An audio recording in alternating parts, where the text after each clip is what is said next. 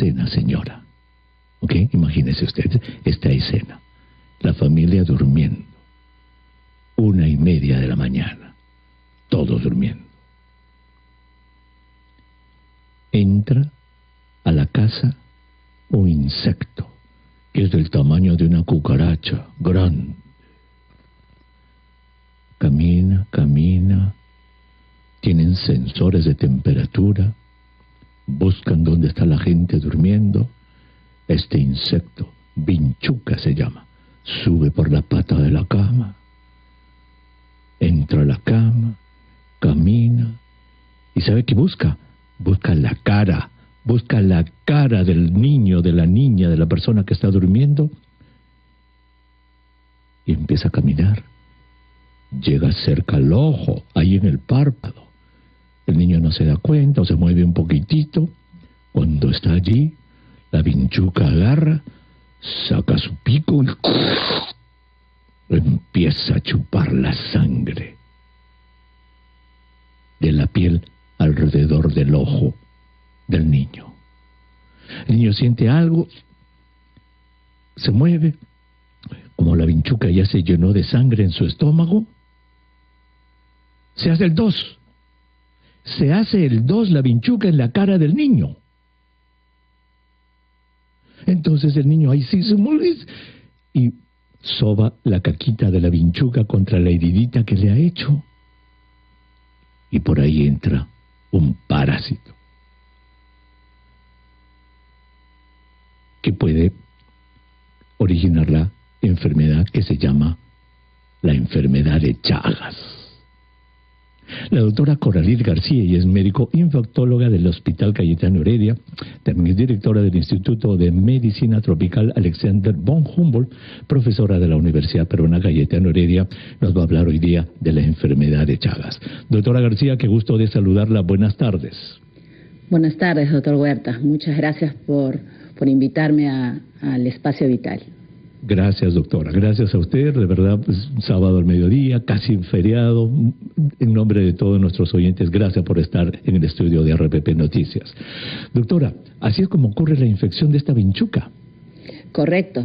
Muy bien lo ha dicho usted. Son unos bichos, insectos que van a picar a las personas para obtener sangre, porque son insectos que se alimentan de sangre, y en ese momento van a defecar, y en esas heces, digamos, del material intestinal del insecto, ahí están los parásitos que van a ser inoculados después de que uno se rasca, la persona se rasca, se vuelve a tocar el lugar, y estos parásitos van a ingresar al cuerpo y van a producir la enfermedad de Chagas. Correcto. ¡Qué barbaridad!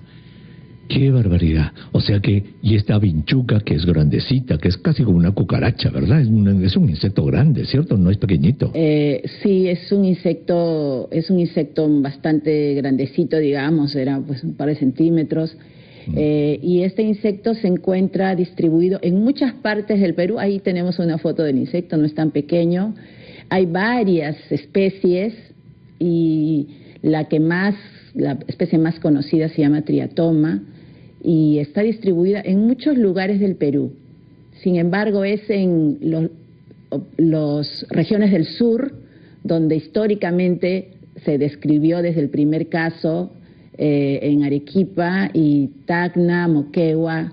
La zona sur es la que más se ha asociado, se han encontrado estos insectos, también las personas enfermas, pero luego ya se ha encontrado que en otros lugares del país, fundamentalmente en algunos distritos de la selva del Perú, de la selva en Loreto, en Ucayali, en San Martín, también se han descrito casos de personas enfermas con Chagas. Esta vinchuca, este triatoma, doctora, ¿existe en las ciudades, por ejemplo, en Lima periférica, en Trujillo periférico, en las ciudades o solamente en esas zonas que usted ha dicho?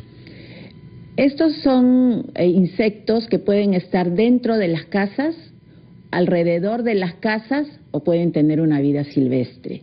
y normalmente están asociados a las zonas rurales o suburbanas, digamos, y también ¿Está documentado relacionados en Lima, alrededor de Lima metropolitana?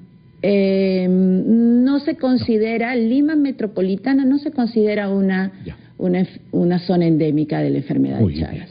Pero, ok, perfecto, no es una zona endémica, entonces... Pero podría ser que personas que lo adquirieron en otro lugar vengan a Lima y se diagnostiquen en Lima, eso sí puede ocurrir. Claro que sí, muy bien. Ese se llama la enfermedad de Chagas, el mal de Chagas. Chagas fue el apellido, me parece, de un investigador brasileño, ¿verdad? Que le dio el nombre. Sí, él fue el que describió el parásito, describió el vector y describió el primer caso de una persona enferma de Chagas. El doctor Chagas. Muy bien, doctora García, por favor, permítanos hacer una brevísima pausa para regresar y a contar qué pasa cuando... al día siguiente, la semana siguiente de que le pica, cómo reacciona el niño, la niña a esta picadura y sobre todo, qué pasa con el tiempo. Regresamos.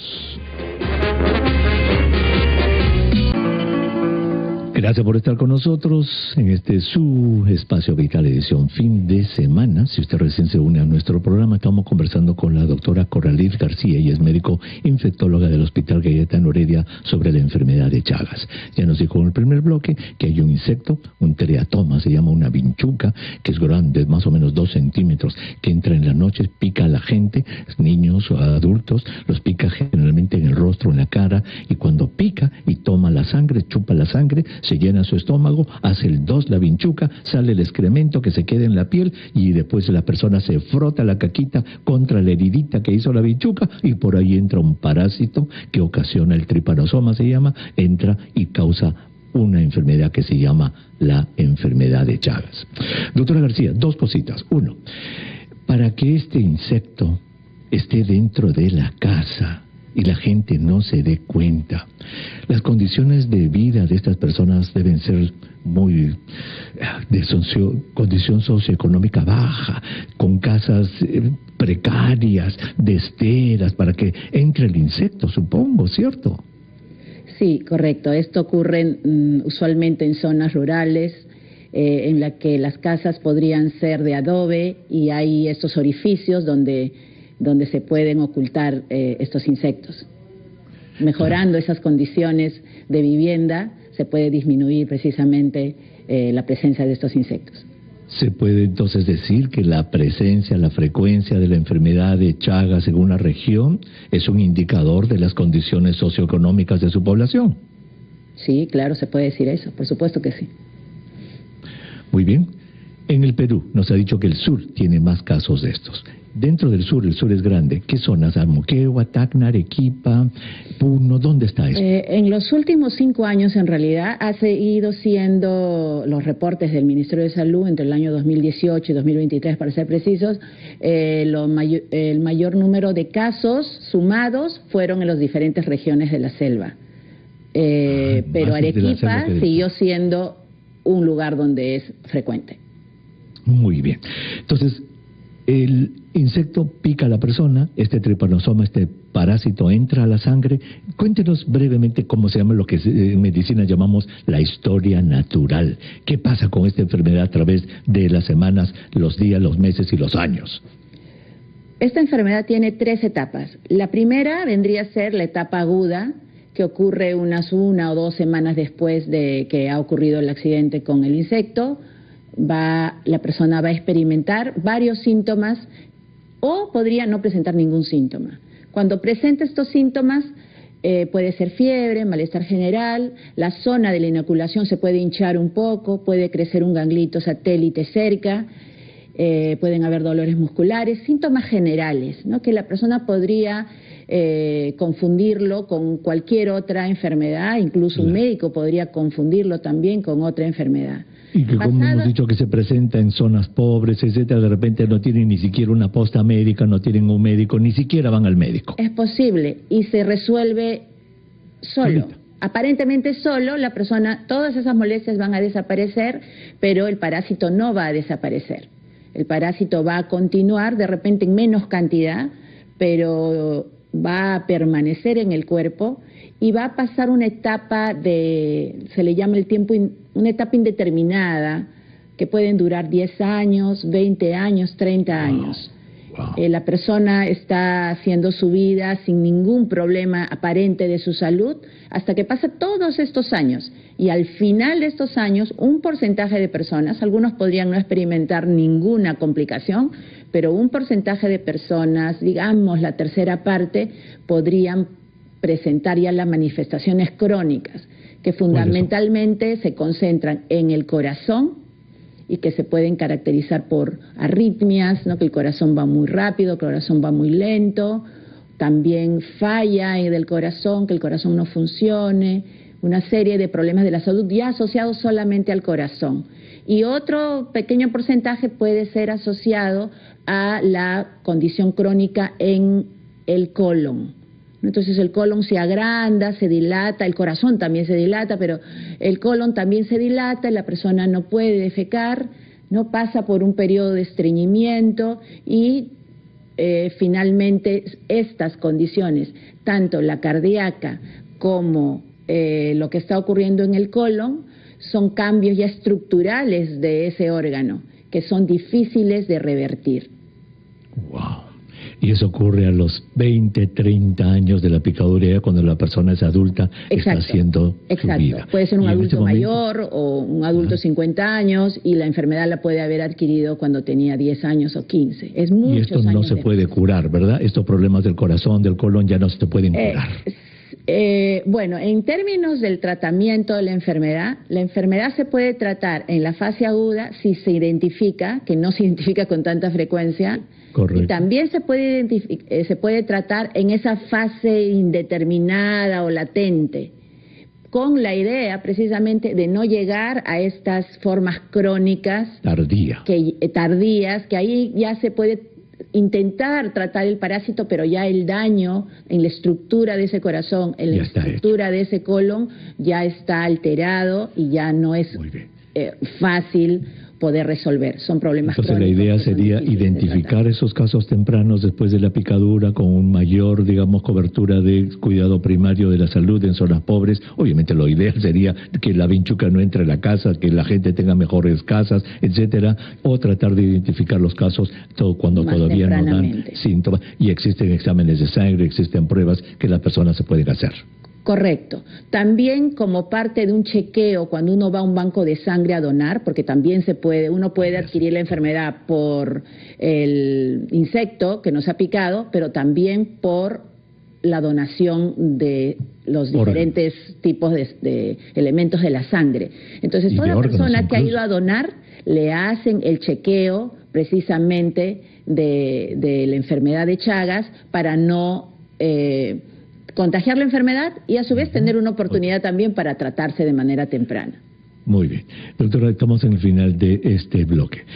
Un mensaje para todos nuestros oyentes en la zona central, selva, que usted nos ha dicho, y en el sur del Perú. ¿Qué es lo que le recomienda a estas personas, a nuestros oyentes en esas zonas? A los oyentes y a las personas que dan atención de salud, tanto, no solamente de la salud, porque esto no es solamente un tema de salud, ¿no? Tiene que ver con cómo es esa casa, con costumbres. Por ejemplo, el parásito no solamente va a afectar a las personas, también afecta a los animales. Los cuyes que se crían dentro de la casa también pueden ser un reservorio de esta enfermedad. Así que se tienen que mejorar primero las condiciones de vivienda y también al personal de salud tener en consideración cuando venga un paciente con determinados síntomas y signos que vienen de estas zonas, tener la idea de que puede ser enfermedad de Chagas para solicitar los exámenes correspondientes y hacer el diagnóstico y el tratamiento. Al igual que vimos la semana pasada aquí en este espacio vital, doctora, cuando hablamos de la tuberculosis, este es otro ejemplo de una enfermedad directamente asociada a las condiciones de vida de una población, a su condición socioeconómica. De acuerdo con eso. Muy bien. Doctora, muchísimas gracias por haber estado con nosotros en el programa. Muy agradecido por estar en los estudios de RPP Noticias. Buenas tardes. A usted, gracias. doctor Huerta. Gracias. Gracias. La doctora Coraliz García, y es médico infectóloga del Hospital Cayetano Heredia. ¿Ha visto, señora, que hablamos la semana pasada de tuberculosis? ¿Se acuerda de lo que dijimos? Que eso va más allá del pulmón, de la pastillita. las condiciones de vida, los determinantes sociales de la salud, dónde vive la persona, qué come, tiene educación, cómo es su casa. Eso, señora, se llama salud pública. Y hoy hemos visto otro ejemplo de otra enfermedad directamente asociada a las condiciones de vida de los pobladores. ¿Y dónde está entonces, nos volvemos a preguntar, ese crecimiento económico que hablan los economistas, que el Perú crece a 4%, 3%? ¿Dónde está que no se ve? Regresamos.